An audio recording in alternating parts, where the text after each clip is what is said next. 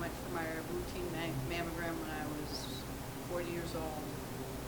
They found, in the mammogram, they found something that looked suspicious, so they had me come back. And then they wound up having to do a biopsy, and they said that it was a small calcification and that 75% of calcifications are nothing, that I shouldn't worry about it.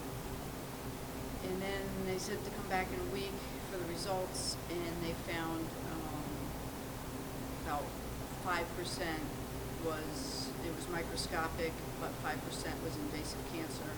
Then they told me not to worry about it because it was so microscopic that there was no way. It was in my lymph nodes, and then I found out it was in 6 of 19 lymph nodes, which automatically put me in a stage 2 cancer patient.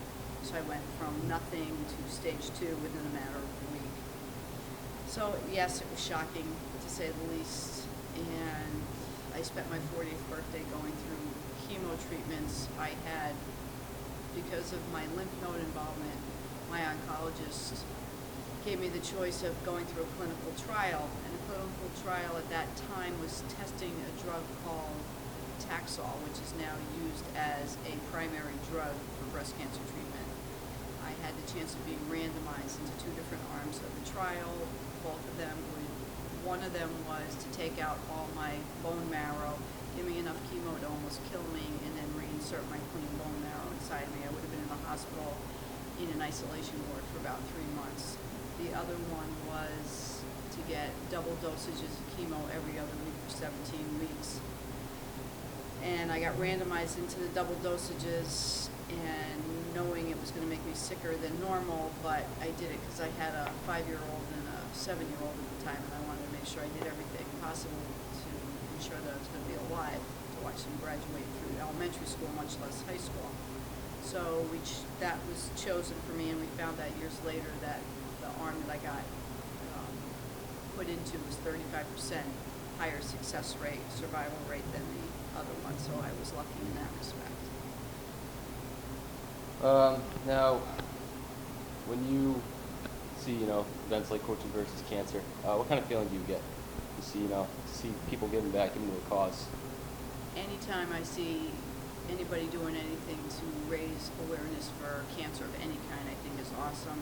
For me, especially for breast cancer, I think it's great. I myself have raised over $100,000 over the past 15 years for breast cancer research. I've done the Avon 2-day walks, the Susan G. Komen 3-day walks, the Raise of Hope walk.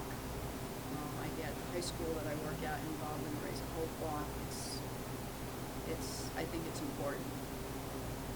Now, you also see the advancements that they've made in cancer in cancer research and cancer treatment over the last 15 years. What is it like to see, the advancements, how far they've come in cancer research with the success rates going up, the treatment becoming more efficient and less risky? What kind of feeling is that like? Well, it's an awesome feeling. I mean, anytime that you can save somebody from dying from cancer is something great. Like I said, the clinical trial I did with Taxol, now every person who goes through chemo for breast cancer gets Taxol because they know that it's effective in killing the cancer cells. Now, how often do you look back on this ordeal and and think about it? I don't think about it in depth all the time, but there's not a day that doesn't go by that I thank God that I'm alive. Yeah. So in that respect, I'm very much aware of the fact that I'm very lucky to be alive. And it's actually changed my life somewhat because I don't usually sweat the little stuff.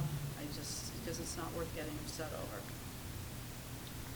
Now, your life before you had cancer. Now, what's the difference?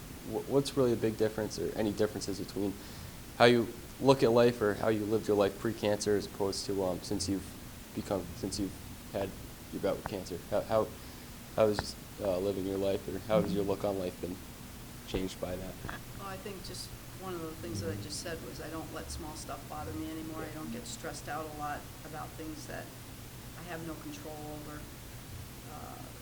when the kids were little, if they spilled a glass of milk in a restaurant, I was like, so what, it's a glass of milk.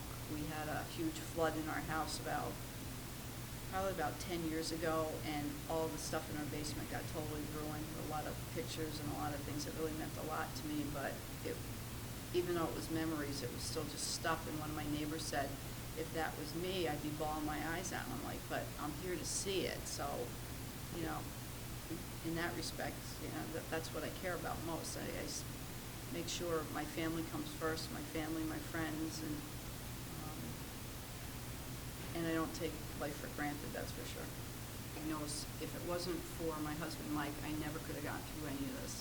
He was there with me through every single doctor's appointment, surgery, hospitalization, coaching me along on Monday nights. Sunday nights before my Monday chemo treatments, he would give me the coach's pep talk. As a matter of fact, one day I had to ask him to stop yelling at me because he had his coach's voice on, and he didn't even realize he was yelling. He was just trying to get me pumped up. Even when I lost all my hair and I was getting upset, he just, used that coach's philosophy and say, hey, you're losing your hair because the medicine's working and that's going to make you better. And we definitely used the team approach, and definitely as close as we were has brought us closer together.